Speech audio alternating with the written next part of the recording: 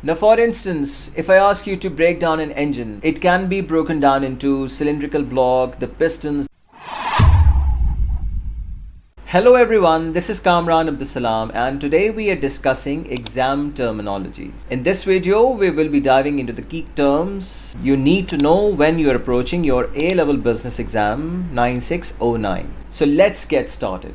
So our first terminology is AO1, which stands for knowledge and understanding, and this involves defining and memorizing key concept essentially. So when you come across this terminology, you are supposed to demonstrate the basic knowledge, the concepts, the theories. It's all about the bookish knowledge. So when you encounter A01, be prepared to showcase your grasp of fundamental concepts. So moving on to assessment objective number 2, which stands for application. Here you will need to provide examples, discuss features, methods, types, and AO2 question often require you to link your answers to a case study where it is provided. So make sure you can apply your knowledge to a real world situation. Now next up is assessment objective 3, which is AO3, which is analysis. Now this is seemingly the most important segment of your entire A-levels business. AO3 and AO4, these are the two most important concepts. So when you see AO3 questions, think about dissection. Think about you have dissected any concept, you have broken down into different component parts, consider consequences and explore cause and impact relationship. Look for the keywords that might lead to this outcome to signal that you are dealing with an AO3 application. Now here comes the AO4 part, which is solely about evaluation. This is the most important concept, the most important. This is about giving your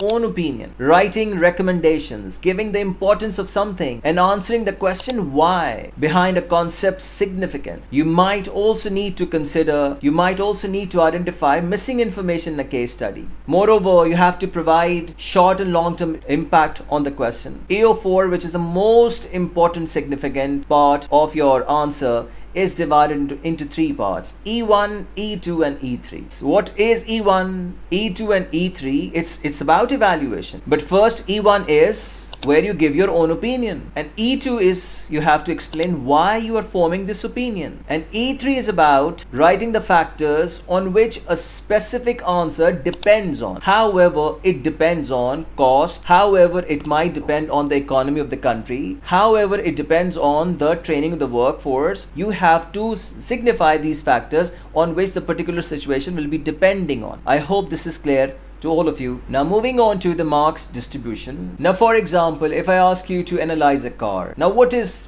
meant by breaking down a component into different integral parts? Now for instance, when I ask you to break down a car, that car comprises of the windshield, the shafts, the miscellaneous part, and there are so many parts which accumulate up to forming a car. Now for instance, if I ask you to break down an engine, it can be broken down into cylindrical block, the pistons, the engine, the valves, the cylindrical head, and the ring pistons, right? There are numerous parts which comprise ultimately into an engine, and this is how the marks distribution is done: into the knowledge part, into application, analysis, and evaluation. Now when it comes to 9609 paper 1, where there are short answers containing 2 marks, 3 marks, 5 and 8 marks, and 12 marks. Now you need to know the breakup of these marks. Understanding the mark distribution is critical for exam success. For a 2 marks question that is solely based on knowledge, which is AO1, you have to elaborate the bookish knowledge, the concepts, right, and terminologies. Now for a 3 mark question, assign 1 mark for knowledge and 2 marks for application. Application, as you all remember, implies methods, types, features. This is what included in application. For 5 mark question, distribute the marks as follows: 1 mark for knowledge, 2 marks for application, and 2 marks for analysis. Moving further, now for 8 mark question, there are going to be 2 marks for knowledge, 2 for application, 4 for analysis. And for a 12 mark question, break it down as follows: that is 2 marks for knowledge, 2 for application, 2 for analysis, and 6 marks for evaluation. And here you have to develop very sound scale of evaluation, and and for which you need to remember E1, E2 and E3 as mentioned earlier. So there you have it, a comprehensive overview of exam terminologies and marks distribution for A-level business 9609 paper 1. Understanding these concepts will help you excel in examination, and good luck with your studies, and thank you for watching.